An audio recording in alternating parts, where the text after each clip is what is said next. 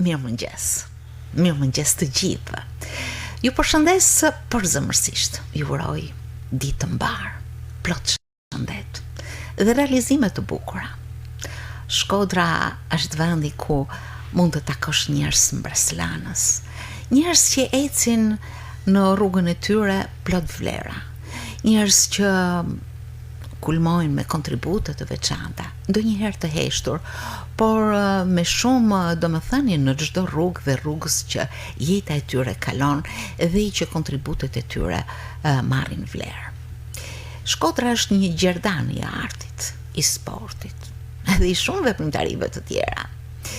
Sot unë në studio jam së bashku me artisten e artit pamor, Nirvana Baja, e cila është pedagoge në Departamentin e Arteve në Universitetin Luigi Gurakuqi, por edhe një artiste aktive e Penelit, pjesëmarrëse në aktivitet në ekspozita të ndryshme, e vlerësuar për tyre, por së fundmi ajo është përfaqësuesja e Shqipërisë në një nga ekspozitat më të mëdha të artit bashkëkohor, Roma International Art Fair, edicioni 17. Me mua në këtë mëngjes shumë e mirëpritur dhe me shumë kënaqësi në këtë mikrofon. Nadia, mirë Nirvan. Mëngjes. Ne u zgjem pak sa herët, por një grua e nis ditën herët, kështu që asnjëherë nuk ngurroj kur ne ftoj zonjat, gratë, njerëzit e punës apo ja. Patjetër, kënaqësia ime. Nirvana duhet të uroj për pjesëmarrjen më të fundit. Ndoshta sepse jo vetëm që është një punim shumë i bukur, punimi juaj, por edhe kur mëson se në mes asaj bote të madhe të artit, një ekspozit shumë të madhe, ndërkombëtare të artit pamor, në një kënd të saj zëvend edhe artistja jon nga Shkodra. Diçka mbreslënse, apo jo? Natyrisht për mua ishte një përballje, një sfidë që doja t'i krijoja vetes në këtë event që organizohet nga kurator mjaft dinjitos. Dhe unë mora pjesë me disa vepra, konkurova me disa vepra. Pra ishte iniciativa jeme, ajo që të përballsha edhe me, si tham unë, me Europën. Sepse pak a shumë e kam shpërfaq veten me ekspozita, me evente në pjesën rajonale. Dhe thash pse jo, me që ishte një mundësi e tillë, dhe unë çova disa vepra. Nërto u përzgjodh vajza me qershi. Regjia në këtë momente nafton tek vepra vajza me qershi. Ja, kjo është më ngjan, është mbreslënca. Është një kompozim. Ju eksperimentoni pikërisht me idenë, me ngjyrën. Unë vazhdoj të eksploroj, kjo është në eksplorimet e para të krijimtarisë time. Kjo vepër, unë konkurova me disa vepra dhe të viteve të fundit realisht, por u përzgjodh pikërisht kjo. Dhe kjo ka një domethënie të madhe për mua. Kjo si vepër, dhe më erdhi mirë që u përzgjodh kjo. Ishte në kapërcylljen e viteve 90. Që atëherë keni realizuar vepra, kam qenë studente. Dhe thjesht me njësinë e studentes dhe me pa përtej asaj të zakonshmes, përtej asaj që na rrethon, modeli ka nga natyra, po ishte një karakteristike ati vendi sepse ishte plantacionet me qershi. Ju atje morët frymëzimin. Atje mora frymëzimin. Dhe kjo vajzë është vetë si qershi, edhe në ishte vend i vetë ashtu, po gjithmonë kam thënë që në momentin që krijon diçka, që punon diçka, patjetër që individi, artisti, vepër, ajo punë nuk është më objekt, është objekt subjekt, sepse artisti futet edhe vetën brenda. Patyshim. Prandaj nëse e konceptojmë një vepër artit në formë tillë, atëherë duhet të arrijmë të depërtojmë përtej asaj që sipërfaqe të shesh që shohim. Në fakt, kjo është roli I artistit. Ai shikon diçka që njerëzit e tjerë mbase edhe na shkalojnë. Kalojnë indiferent. Kalojnë indiferent. Ndërsa arti ta jep me mesazhin e vet, qoftë edhe një detaj që mund të jetë shumë I rëndësishëm. Për këtë artisti ka një sy të veçantë dhe që luan një rol mjaft determinant shpesh në përçimin e ndjesive, përçimin e ideve, përçimin e asaj ane që artistike që jo gjithkush mund ta vrej. Normal, prandaj artet figurative janë quajtur arti elitar, për të vetëm në arsye jo sepse duhet lek për me pas, por duhet mend me e kuptu. Por faktikisht arti kur depërton bukur është ende më komunikues, do të thosha. Dakord, por kur futesh në një rrym konceptit, megjithëse edhe një vepër thjesht realiste ka shumë elementa të vet që nuk janë të pa diskutueshëm. Prandaj thash unë pak përpara, vajza me qershia marr nga natyra, pavarësisht se ka hita unë dhe ka dalë jashtë meje dhe ka dalë ajo që ka dalë. E vërtet. A jam e qartë. Por problemi është këtu, mund të jetë një vepër komplet realiste, por edhe mënyra se si e bën artisti ka diferencat e veta, ka një impresion të veçantë, gjithë secili prej autorëve. Ju pëlqen të eksploroni, apo? Patjetër, unë kam prandaj thash në kapërcylljen e viteve 90. Këto ishin jo thjesht eksperimenta, këto ishin njësi që më vishin. Njësi, jo eksperiment. Do me thonë, unë me një vepër arti nuk bëj eksperiment. Jo, ju eksploroni, kërkoni. Eksploroj, kërkoj, po e kam thonë dhe vazhdoj të them në çdo intervistë, në çdo moment edhe studentave paraqes këtë që natyra është libri jonë më I madh. Siç ka thënë Leonardo da Vinci, nëse na nuk e njohim natyrën, na nuk mund kërkojmë as eksplorojmë dhe as arrijmë një vepër arti në forma të tilla. Unë më dëshiroj të drejtohem edhe njëherë veprës Vajza me qershi, e cila padyshim zë një vend të veçantë në curin tuaj, por ndryshe nuk e keni përzgjedhur që ta çoni si punim në këtë ekspozitë. Patjetër, çdo vepër veç asaj që shef ka dhe nuk është më objekt, por është objekt subjekt që përfshin normalisht edhe individin artist I cili e krijon atë. Por gjithsesi impakti I parë ka qenë nga ajo që më ka rrethu. Çka kam pa, po ta shikoj me vëmendje, mund zbulojmë shumë gjëra tjera, cilat gjithsecili prej individëve në audiencë mund ta konceptojnë formën dhe në mënyrën e vet. Mund ta interpretojnë. Ka një psikologji krejt të veçantë ajo vajzë, e cila natyrisht flet me syt, flet me të gjitha tiparet e fytyrës, flet me formën e qershisë që ka marrë fytyra, flet me ngjyrimin që I ka marrë fytyra, por edhe me gjithë natyra që rrethohet. Me gjithë atë që e rrethon. Se nëse e shohim me vëmendje ka dhe elementa të tjerë brenda figurës. Si u prit punimi juaj? Vendi ku, domethënë, kemi edhe disa foto regjia. Po, është një vend, një kanë të mirë në ekspozitë.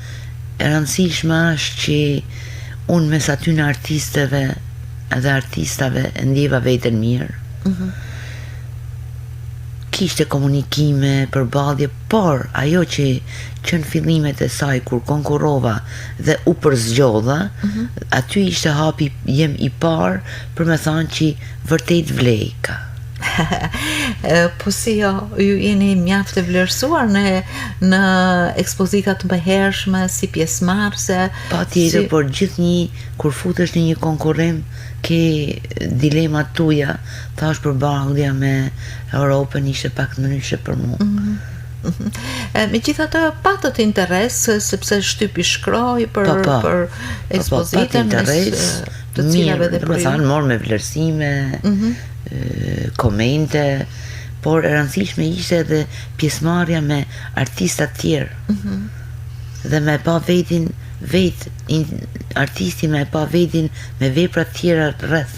Jo me pa vetin si individ, po vetin me veprat e veta. E kuptoj. Pra çdo gjë është si të futesh në pistën e vrapimit së bashku me të tjerë dhe aty të kesh korsin tënde. Kjo është gjëja më e bukur.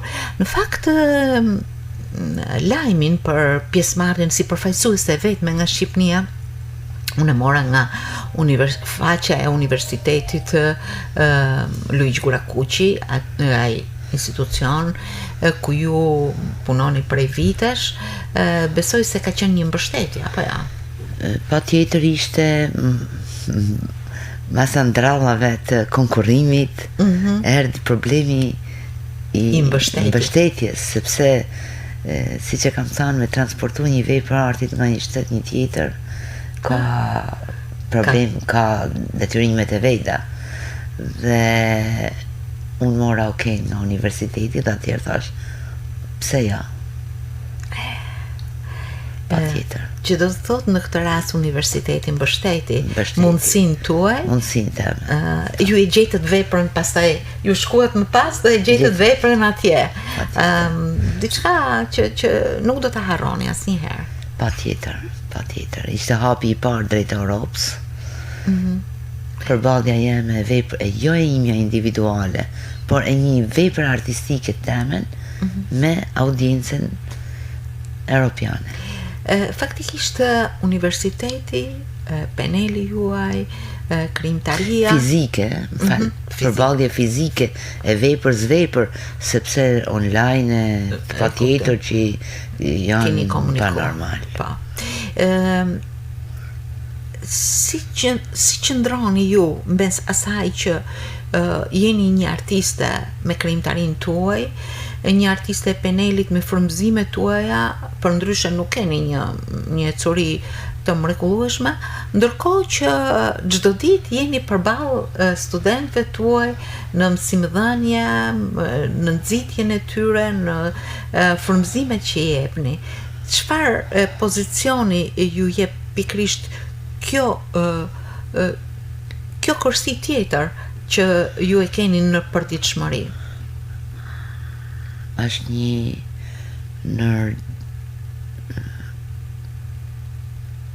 punë që unë bëj ma me dëshirë.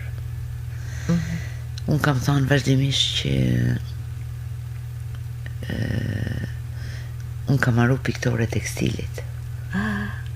Por mësimdhënia më bë profesion i dytë. Pra, unë e kam titullin piktore, por jam edhe mësuese pedagoge, pra. Mësimdhënia u bë profesioni im i dytë. Dhe është në profesionet që unë, dhe më thënë, shumë herë të kisha ma mirë, asi gjas kisha mujtë me ba ma mirë se këte. Sepse e bëni me dashuri? Jo e bëj me dashuri, jo vetëm ajo, por edhe vetë landë që napim janë landë specifike, kanë kontakte, kanë marrëdhënie me studentin, kanë atë nërkohë që studenti ka botën e vetë, bjen risin. Bjen risin, na mundona me profesionalizmin tonë dhe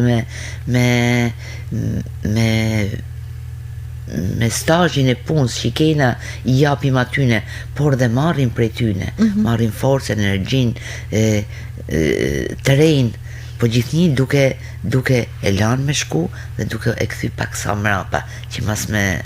E kuptoj, në një drejtim artistik i cili patjetër është më së nevojshëm për artistin e ri. E vërtet, por unë vazhdoj të mendoj dhe ashtu mundohem të ndërtoj studentat e mi, sepse po e theksoj dhe ritheksoj dhe çdo herë do ta them që natyra është libri jonë më i madh.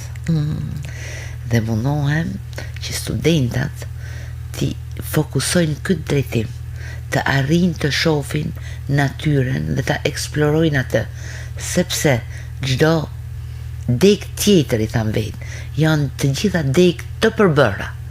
Pra nëse na njohim pikturën, vizatimin dhe kompozimin, që janë lënë të bazë mi cilat ndërtohet një artist i arteve pamore e theksoj, sepse na kena lapsen, penelin, dhe tjerat me cilat na transmetojmë, pra nëpërmjet shikimit. Pra fjala, dhe në momentin që flasun jam e detyruar me fol për të vetmen arsye që me ju shpjegu studentave. Përsërish unë mjaft të kujdesshme me studentët në ekspozita, në veprimtari të ndryshme, siç duket dhe ju keni padyshim një kujtim të tillë nga pedagogët tuaj në mënyrë që ta transmetoni sa më mirë këtë mësimdhënie edhe tek studentët tuaj, apo jo? Patjetër, përvoja dhe eksperienca, mendësitë dhe parimet e pedagogëve tanë kanë kënë ata që na kanë bërë për më kënë këto që jena. Në ekran është shfaqur një prej veprave tuaja më të fundit, e cila është pjesëmarrëse në ekspozitën Salloni i Vjeshtës dhe e keni titulluar Ndryshe 2025. Diçka mbreslënëse apo jo? Atëherë unë po e theksoj edhe një herë atë patjetër që do t'i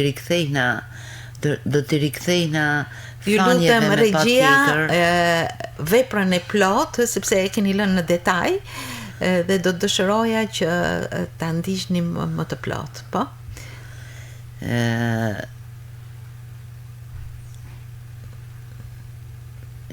Prandaj quhet kompozim. Sepse vjen si një shpërfaqe tek unë e një realiteti të brendshëm i cili depërton dhe përçohet në veprën e artit. Pra, është rrjedhoj është rrjedhoj e një cikli të përgjithshëm të gjithë veprave të mia është përfaqur në këtë punim.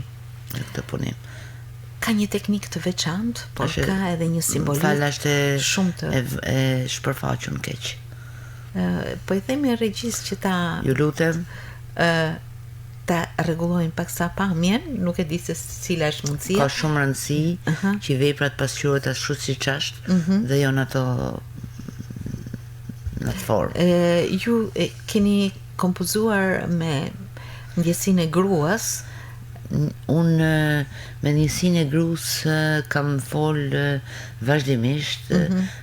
Ka pas momente që kam tregu forcën, vitalitetin, kam pas momente që kam pasqyru shpërfilljen dhe përmes përpara.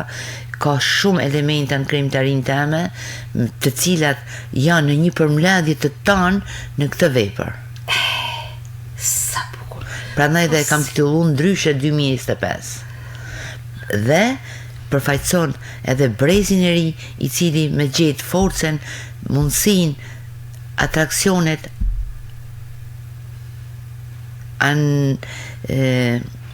nëpërmjet antagonizmit të brendshëm të shoqërisë dhe të vetvetes. Diçka shumë e bukur, më duket si një punim emblematik.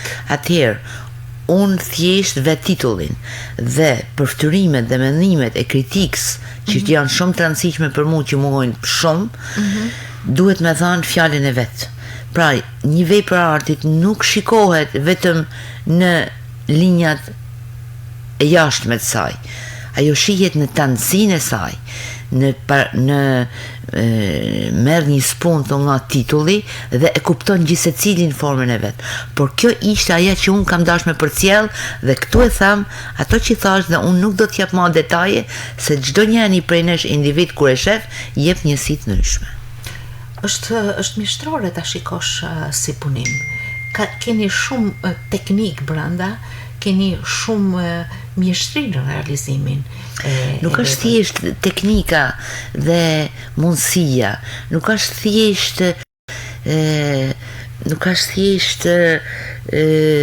që ti kërkon për me ba, po është thjesht ideja se si me e përcjell në formën më të mirë të mundshme dhe më të qëndrueshme të mundshme dhe më aktuale të mundshme dhe më tradicionale të mundshme, duke përfshi mediume tradicionale dhe duke i pru ato në kohë.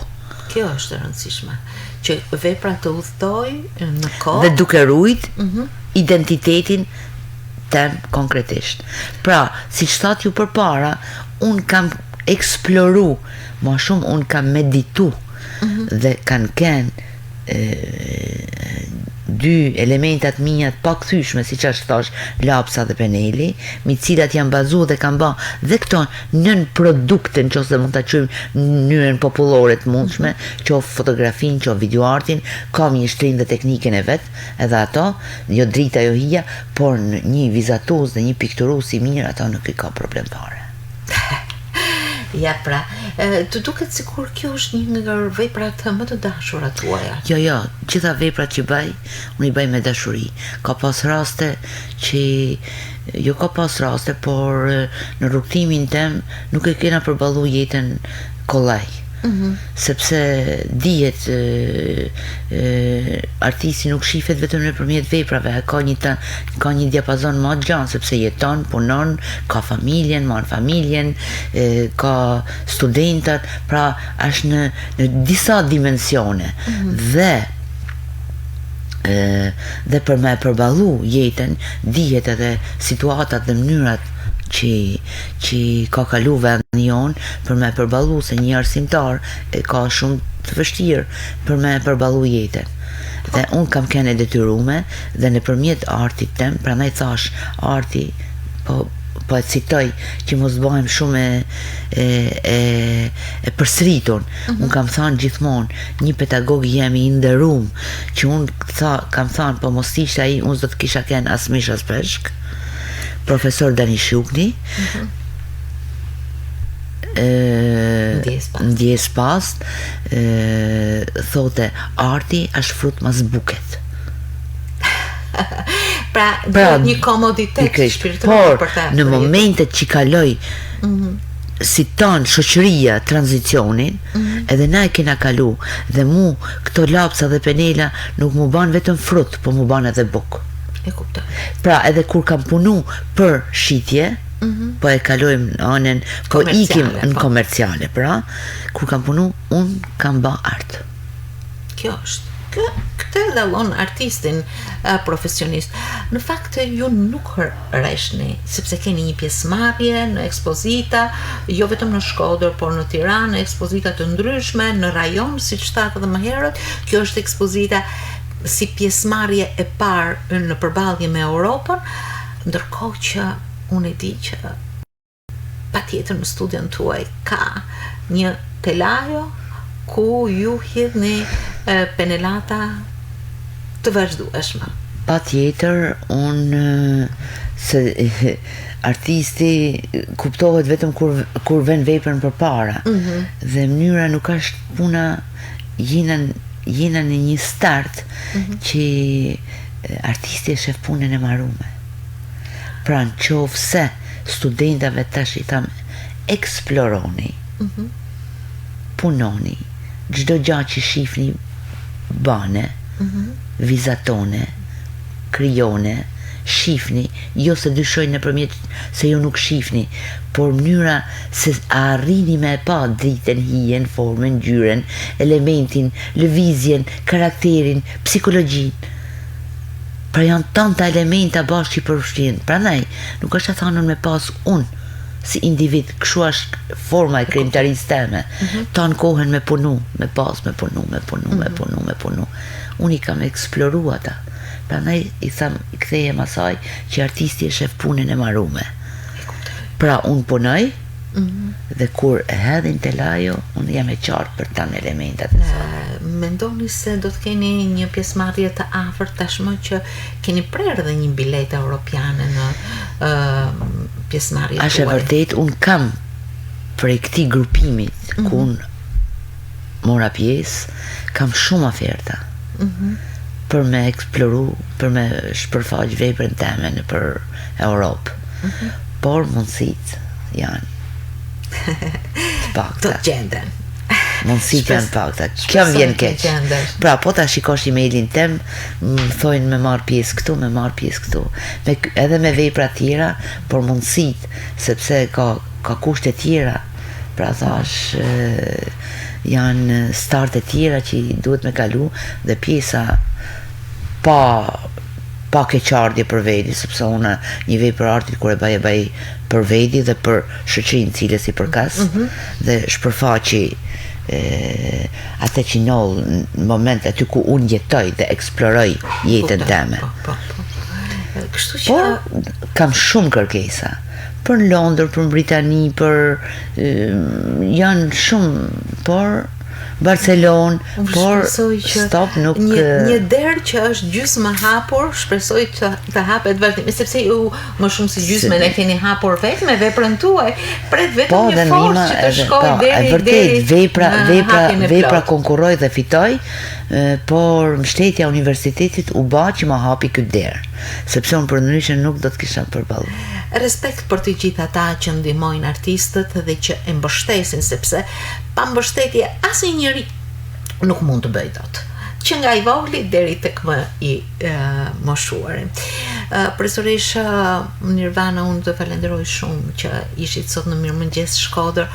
Ne diskutuam kryesisht rreth dy veprave tuaja më të fundit, veprës që në fakt është realizuar shumë kohë më parë, por është shfaqur së fundmi, dhe veprës më të fundit tuaj, por edhe për një ecuri dhe reflektim në cilën artisti ka me veten, me artin dhe me publikun.